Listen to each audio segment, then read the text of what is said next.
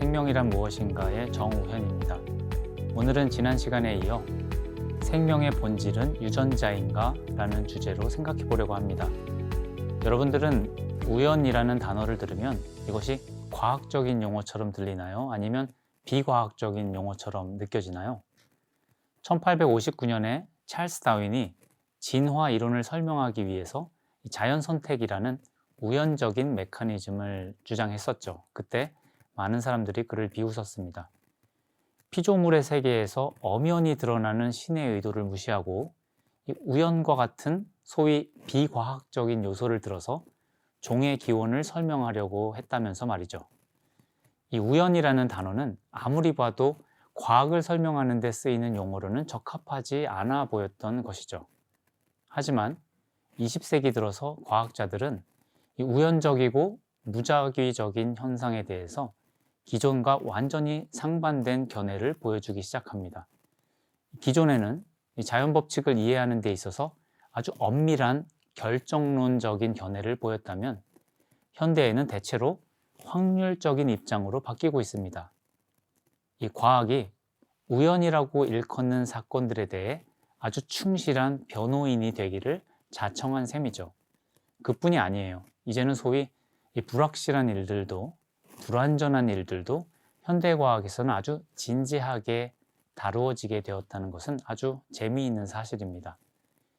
이 고대로부터 현대에 이르기까지 과학의 기본적인 사명은 자연 속에서 결코 변하지 않는 어떤 규칙을 찾아서 환원주의적인 해석을 하는 것이었습니다. 그러나 생물학이라는 과학에서는 이 변하지 않는 것을 찾는다는 것이 거의 불가능해졌죠.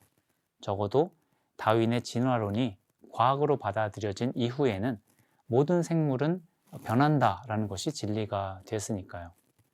전에는 불변의 메커니즘을 연구했었다면 이제는 변화의 메커니즘을 이해해야 한다는 것이죠. 전에는 만물은 변하지 않는다라고 주장했던 파르메니데스의 일자론이 진리였다면 이제는 헤라클레이토스가 주장했던 만물은 유전한다, 즉 만물은 변화한다라는 생각이 진리가 된 셈입니다. 그래서일까요? 이 생명을 통해서 후손에게 유전되는 이 유전자도 항상 일정하지 않고 조금씩 변화하고 있습니다. 살아있는 유기체는 자신과 똑같은 자손을 만들기 위한 설계도로서 DNA로 된 유전자를 가지고 있죠. 하지만 만약 이것이 단지 자손을 번식하기 위한 설계도라면 우리 몸의 모든 세포에 항상 지니고 있을 필요는 없겠죠. 그저 생식세포에만 존재하면 될 겁니다. 하지만 실제로는 이 생식세포뿐 아니라 우리 몸을 구성하는 모든 세포 하나하나가 다 똑같은 DNA를 가지고 있죠. 이것은 유전자가 단지 번식뿐만이 아니라 세포 각각의 생존을 위해서 항상 사용해야 하는 그런 행동 지침으로 필요하기 때문이라고 생각할 수 있습니다. 그리고 후에 밝혀진 이 DNA의 구조는 유전자의 비밀을 밝힌 아주 중요한 기계론적인 실마리를 제공해 주었어요. 유전자는 화학물질로 되어 있고 이 화학은 연력학적으로 작동하죠. 이것은 유전자를 가지고 생명의 모든 활동과 생명력을 설명할 수 있다는 그런 믿음으로 이어지게 됐습니다. 1865년에 그레고어 멘델이 완두콩 유전에 관한 기본적인 법칙들을 발견한 이래로 이 유전에 관여하는 핵심적인 물질, 즉 유전자는 모든 생명 현상을 해석하고 이해하는 데 아주 중심적인 위치를 차지하게 됐습니다. 그런데 멘델의 유전 법칙에 의하면 이 유전자들은 그 속성이 결코 변하거나 사라지지 않고 후손에게 고스란히 전달이 됩니다. 한 세대에서는 그 형질이 사라진 것 같다가 그 다음 세대에서 다시 나타나게 되죠. 이처럼 유전자가 후손에게 전해져도 전혀 변하지 않는다면 같은 시대에 나왔던 찰스 다윈의 진화 이론은 설득력을 잃고 사장될 위기에 처하게 됩니다.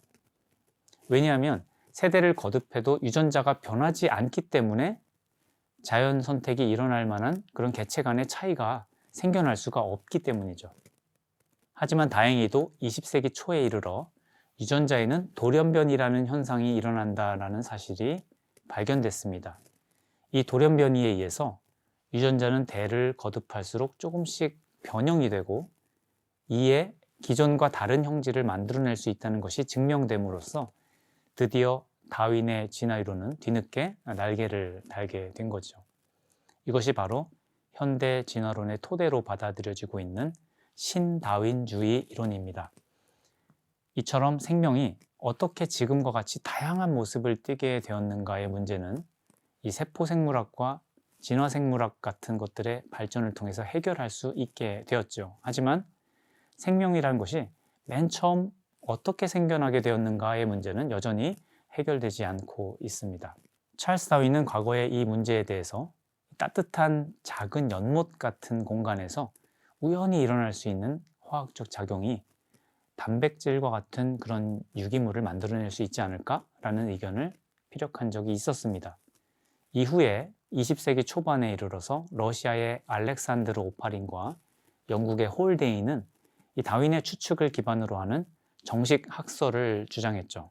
수소와 메탄과 수증기가 풍부했었던 이 초기 원시 지구의 대기가 번개나 태양 복사 혹은 방사성 같은 것에 노출되면 아주 단순한 형태이긴 하지만 생명체를 구성하는 이 기본적인 유기화합물을 만들어낼 수 있다는 가설이었습니다. 이것은 1950년대 유레이와 밀러의 실험으로 이어졌는데요.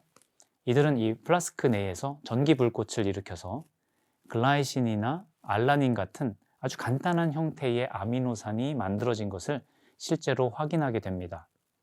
이것은 지금까지도 실험실에서 이루어진 생명 창조의 첫걸음이자 아주 기념비적인 사건으로 묘사되고 있습니다. 여기서 자기 복제를 할 수 있는 수준의 실제 분자는 전혀 만들어지지 않았지만 언젠가는 밀러의 이 원시적인 아미노산 수프에서 복잡한 단백질이 중합될 수 있을 거라고 과학자들은 대체로 믿고 있습니다. 천문학적으로 긴 시간이 주어진다면 그리고 몇 번의 우연적인 사건이 또 일어나기만 하면 된다고 말이죠. 이 실험은 이후에 많은 과학자들에 의해서 반복되어졌는데요. 1960년대에는 아미노산뿐 아니라 소량의 당과 아데닌 같은 핵산 분자까지도 만들어내기에 이릅니다. 과학자들은 자신들의 기대가 곧 이루어질 것처럼 들떠 있었죠. 하지만 아직까지도 어떤 실험실의 원시 수프에서도 자기 복제자는 만들어지지 못했습니다. 도대체 얼마나 오랜 시간이 지나면 될까요? 이 달고나 라떼를 만들듯이 끊임없이 휘저어주면 언젠가 생명이 만들어지는 그런 우연한 기회가 오는 걸까요? 아주 단순한 생명체라 할지라도 생명은 이런 원시 수프보다 훨씬 복잡합니다. 그리고 이 화학 성분들 중 어느 하나라도 빠진다면 생명이 유지조차 될 수가 없죠. 그리고 지구에서 관찰할 수 있는 어떤 연력학적인 힘도 질서를 창조하기보다는 파괴하는 그런 경향이 더 크죠. 이 닭을 냄비에 넣고 끓이면 닭고기 수프가 만들어질 수는 있지만 지금껏 어느 누구도 닭고기 수프를 냄비에 넣고 끓여서 닭을 만들어낸 적은 없었죠. 인간 게놈 프로젝트를 수행하기도 했던 미국의 저명한 생명과학자 크레이그 벤터가 있습니다. 이 벤터는 지난 2016년에 최소 개수의 유전자로 구성된 가장 간단한 형태의 생명체를 만들어냈습니다. 물론 생명체를 처음부터 설계해서 창조한 것은 아니었고요. 기존에 존재하던 이 마이코플라즈마라는 세균을 가지고 그 유전자들을 하나씩 둘씩 제거해서 겨우 죽지 않을 정도로 살아있는 이 최소 유전자로 구성된 생명체를 얻은 겁니다. 여러분, 사람은 유전자를 몇 개나 가지고 있는지 아시나요? 약 2만 개 남짓 정도 됩니다. 이 벤터가 만든 세포 하나짜리 생명체는 최종적으로 473개의 유전자를 가지고 있었습니다. 여기서 유전자를 더 없애면 세포가 살 수가 없었죠. 그러니까 아무리 간단한 생명체라도 최소 400개가 넘는 유전자가 동시에 존재하면서 작동하지 않고는 생명은 살 수가 없다는 뜻입니다. 이 원시 수프 같은 연못에서 우연히 유전자 몇 개가 만들어질 수는 있겠습니다. 하지만 그 몇 개의 유전자를 가지고 생명이 시작되고 유지될 가능성은 아예 없다고 봐야 하지 않을까요? 게다가 우리가 이렇게 필수적인 유전자 구성을 알아내서 생명을 만들어낼 수 있다고 한다면 이것은 역설적으로 생명이 누군가에 의해서 만들어졌을 가능성 또한 높다라는 것을 말해주는 건지도 모릅니다.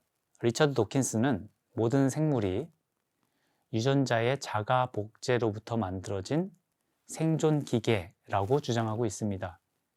이 생명체가 아닌 DNA를 보고 이기적이다라고 표현하면서 인격을 부여한 데서 알 수 있듯이 그는 유전자를 의도적으로 자기 복제를 하려는 주체로 보고 이것이 마치 자신의 생존을 위해서 이 생명체라는 껍데기를 뒤집어 쓴 것처럼 아주 자극적이면서도 흥미롭게 묘사했었죠. 19세기 후반에 영국의 소설가 세뮤얼 버틀러는 닭을 묘사하면서 이렇게 말했습니다.